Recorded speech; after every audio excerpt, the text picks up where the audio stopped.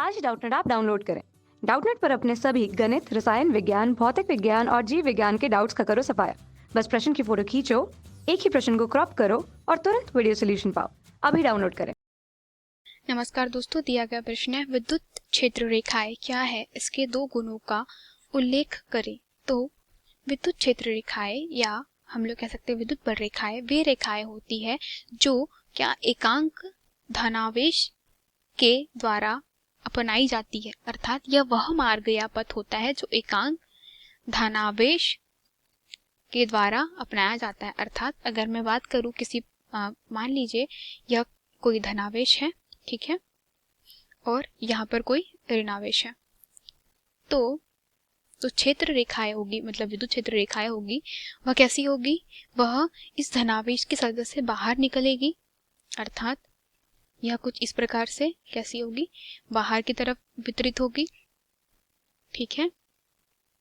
और जो ऋणावेश के कारण होगी, जो बल रेखाएं होती है, वो कैसी होती है, वह ऋणावेश की ओर आती हुई प्रतीत होगी। अर्थात अगर हम किसी एक निकाय की बात करें जहां पर एक धनावेश और एक ऋणावेश रखा हुआ है, तो वहां पर जो विद्युत बल रेखाओं का जो नेचर होगा, ठीक है, वह देख सकते हैं कुछ इस प्रकार से होगा। विद्युत बल रेखाएं कैसी प्रतीत होगी, वह प्रतीत होगी कि वह धनावेश से निकल रही है और ऋणावेश पर आकर के कैसी हो रही है, समा जा रही है ऋणावेश पर। तो दोस्तों हम लोग कह सकते हैं कि इसको दूसरी भाषा में अगर हम लोग कहें तो विद्युत बल रेखाएं विद्युत क्षेत्र ई में, ठीक है, विद्युत क्षेत्र ई में क्या होते हैं, में वे काल्पनिक रेखा होती है जिनके कारण क्या होता है, वे काल्पनिक रेखाएं जिनके प्रत्येक बिंदु पर खींची गई जो स्पर्श रेखा होती, जिनके प्रत्येक बिंदु पर खींची गई स्पर्श रेखा जो होती है, स्पर्श रेखा क्या कर रही है, उस बिंदु पर परिणामी विद्युत क्षेत्र ई की दिशा को दर्शा रही है। अर्थात ये परिणामी विद्युत क्षेत्र ई की दिशा को, जो रेखा है वो ई की परिणामी दिशा को दर्शाएगी, ठीक है, परिणामी दिशा प्रदर्शित करेगी।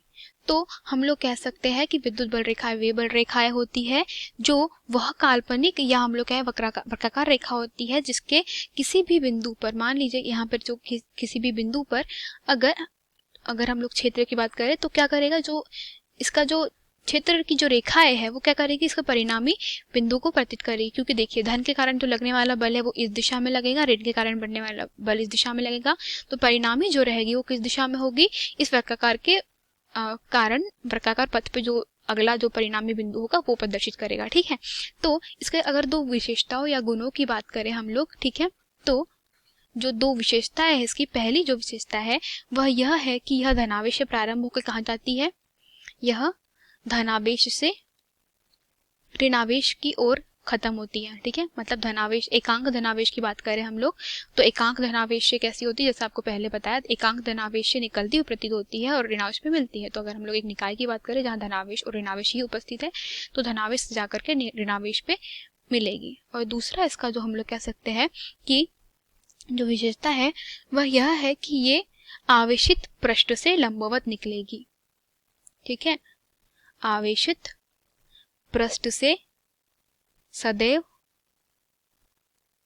कैसे निकलेगी, 90 डिग्री का कोण बनाते हुए निकलेगी। अर्थात अगर मैं इस पृष्ठ की बात करूं तो देखिए, जो ये एकांक धनावेश की बात करूं तो यहाँ से जो विद्युत बल रेखाएं निकल रही है वो कैसी निकल रही है, सतह के लंबवत। अर्थात यहाँ से वो कितना डिग्री का कोण बना रही है, 90 डिग्री का कोण बना रही है, और जब यहाँ पे प्रवेश कर रही है वो तब भी कितना अंश का कोण बना रही है, 90 डिग्री का कोण बना रही है। तो यही विद्युत क्षेत्र रेखाएं है और यही इनके दो गुणों के बारे में व्याख्या करी गई। दोस्तों धन्यवाद। कक्षा 6 से 12वीं से लेकर नीट, IIT, JEE वो एडवांस के लेवल तक 1 करोड़ से ज्यादा छात्रों का भरोसा। आज ही डाउनलोड करें डाउटनेट ऐप या व्हाट्सएप करें अपने सारे डाउट्स 8400 400 400 पर।